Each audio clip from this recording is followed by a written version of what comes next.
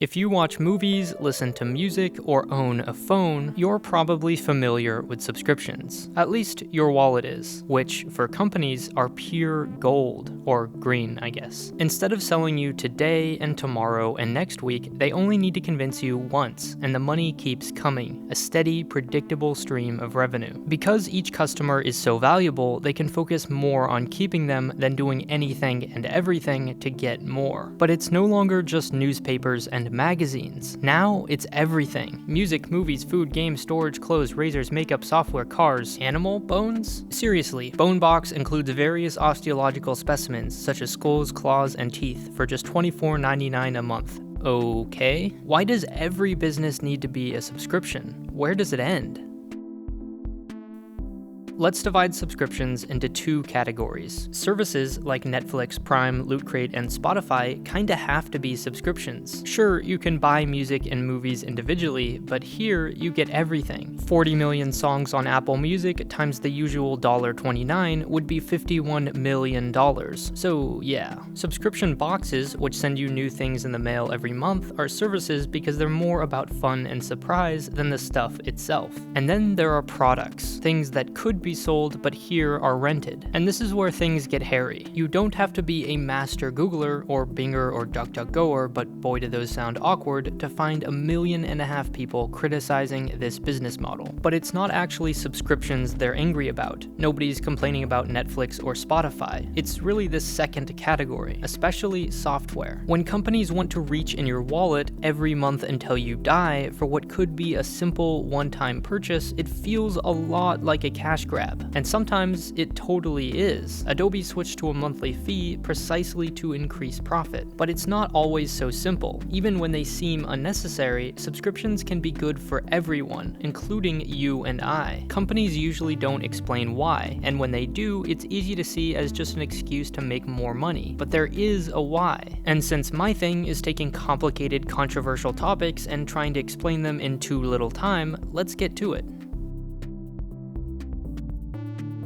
The idea of a rental is nothing new. We rent apartments and cars, and if you live in Alaska where there are still 6 blockbusters, movies. Hashtag someone tell Alaska about Netflix. But nobody wants to rent, say, their lamp. When you don't have to, why would you? Owning is just simpler and usually cheaper. Losing what we already own is especially frustrating. Apps like Ulysses and Autodesk were a one-time purchase, then one day you get an email. I know you already bought this, but if you want to keep getting updates, now it costs $5 a month. Okay, thanks, bye. Ulysses was absolutely flooded with 1-star reviews, probably the most life the Mac App Store's ever seen, and 50,000 people signed a Change.org petition against Adobe, which, as we know, is very effective at spamming your email. But here's the problem. The way most people think about software just isn't realistic. Remember that lamp? What if every year you got this pop-up? Hey, you need to update to a new version of your house. If you don't, it'll be vulnerable to burglars. Sometimes it goes smoothly, sometimes it permanently changes your wall sockets, maybe to these cute little ones from Denmark. And you think, what the heck, I bought that lamp, and now it's suddenly incompatible with my house for reasons completely beyond my control? The house is your operating system, the lamp, your software. Programming may seem like build once, collect profit forever, but if an app isn't updated, it dies. Technology just moves way too fast. Knowing this, do you really want to own that lamp? Truly owning software means owning all its bugs and future incompatibility. Maybe your answer is yes, we'll get to that later. But me, if I really depend on something and there's a chance it'll break in a year, well, I'd rather rent it from someone who maintains it. Fixing bugs is like Sisyphus endlessly pushing his boulder up the mountain only for it to fall back down. You can't expect developers to do that forever just because you gave them 99 cents 3 years ago. You might say, obviously these apps don't need subscriptions because they did just fine before, but the truth is they mostly didn't. Big companies always find a way to earn a profit. Adobe has the power and prominence to ask $53 a month and make billions doing it. But many apps, some of the best apps, are made by a single person or a small team of them. They compete with 2-3 million others, and a feeling that if you can't hold something, it shouldn't cost anything. So unless you trademark the word candy, seriously that actually happened, or spend millions advertising, your sales look like this. A huge spike in the beginning, maybe some seasonal bumps, apps, and then almost nothing. You might make half your salary on the first day, but by the 20th or 50th, things don't look so good. So you have a few options. You can get more customers, do some marketing, keep updating the app, and cross your fingers. Or more accurately, pray to the App Store gods. Sometimes this can work, but the App Store isn't like YouTube, doing everything it can to bring audiences to your videos. Right, YouTube?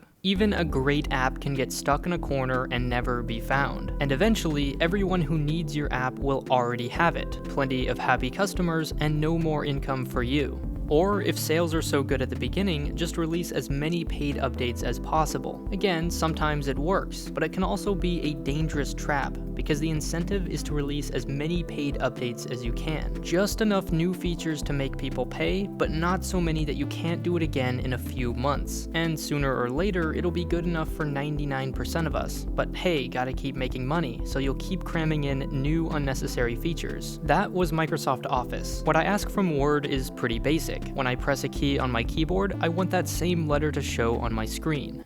Take notes, MacBook Pro keyboard. And I guess fonts and tables and images are cool too. But I have absolutely zero need for 3D pie charts or smart tags or research tools or a talking paperclip. Actually, I take that last one back, Clippy. Office was so profitable, Microsoft just kept adding and adding and adding until it forgot Word is just, a place to write stuff. At this point, I'll just use Google Docs, where I actually know what the buttons do. For many apps, neither option is sustainable. And even if you feel zero sympathy for developers, it's in your best interest to find a solution. Because if you rely on an app for your business or hobby or security, you want to incentivize its developer to care just as much as you do. We can say companies should update their apps forever and always answer support tickets, or we can design a system where they actually want to. For many apps, that's a subscription, taking what you would have paid upfront and handing it out over time. If developers want to keep getting paid, they want to keep you happy. Over time, subscriptions cost more, but for that you're guaranteed updates and support and compatibility. Plus, it rewards the apps you use the longest. In some industries, these better incentives are even more desperately needed. For news companies, the goal is more clicks, more views, more ads, usually the worst kinds of ads. Clickbait only stops if clicks stop being profitable, which is the promise of subscriptions like Blendle and Inkle. One price for all the articles you want, or a small micropayment per article, refunded if it turns out to be clickbait. The goal is no longer to deceive you, but keep you subscribed. Subscriptions give sites like Above Avalon, Kottke, and MacStories freedom to make quality content on really specific topics, instead of whatever it takes to attract huge audiences. It also lets you and I try things out. Maybe you only need a service occasionally, in which case you can subscribe only when you actually need it. But because people think only of services as subscriptions, products often try to argue they're actually a service. Something like, we store and sync your data, which costs us money,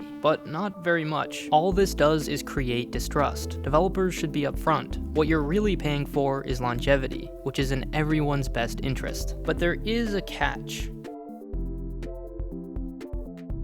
One movie ticket is an entire month of Netflix, and then some. Factor in popcorn savings and make it a lifetime. You could own one single album or every noise ever made on planet Earth for the price of a few cups of coffee. But when everything is the price of 1 or 2 cups of coffee, you can very quickly end up buying a whole Starbucks. Say you subscribe to Netflix, Amazon Prime, Spotify, Dropbox, and Blue Apron. That's over $100 a month. Add Creative Cloud, YouTube TV, and the New York Times, and it's another 100. And this is just the beginning. Apple takes 30% of an app's revenue, but for long-term subscriptions, now only 15. So more and more businesses are going to make use. For movies alone, there's already Netflix, Amazon, Hulu, HBO, Showtime, and soon Disney and Apple. So not everything can or should be a subscription. Things you use only occasionally and don't rely on have no reason to be, or should at least have another option for people who fall into that category. The app Sketch finds a good balance. One upfront price with 1 year of updates. You can treat it like a subscription, or you cannot. Another solution is bundles, one price for multiple subscriptions. Setapp, for example, does this with Mac applications, and more companies will follow. Apple could have one for Apple Music, streaming video, iCloud storage, maybe some other things. Amazon Prime has shown how well this strategy can work. Students get Spotify and Hulu together for less than either separately. Or how about a subscription to Be a Great Student on topics like physics, computer science, and problem solving. Brilliant helps you learn new things in a way that you actually understand, not just memorize for the next test. Last term, I took a math class covering some differential equations, all pretty vague and theoretical, but after looking at the lesson on Brilliant, I really wish I had known about it. It starts by explaining why the concept actually matters, and what it's all about, with visuals and questions to give you instant feedback. If you answer incorrectly, Brilliant doesn't just mark your answer red and move on, it helps you understand how to get it right. If you're a student or like learning new things, find a topic that piques your interest and dive in. I recommend Computer Science Algorithms. It's pretty interesting, and gives you a peek at how our technology works. And speaking of subscriptions, it's really the ideal. Premium is one low price, they keep adding new topics all the time, and you have the freedom to jump around to learn exactly what interests you the most. You can support Polymatter by going to the link in the description, brilliant.org/polymatter, and the first 200 people to use that will get 20% off the annual premium subscription. Thanks to Brilliant and to everyone who gives it a try.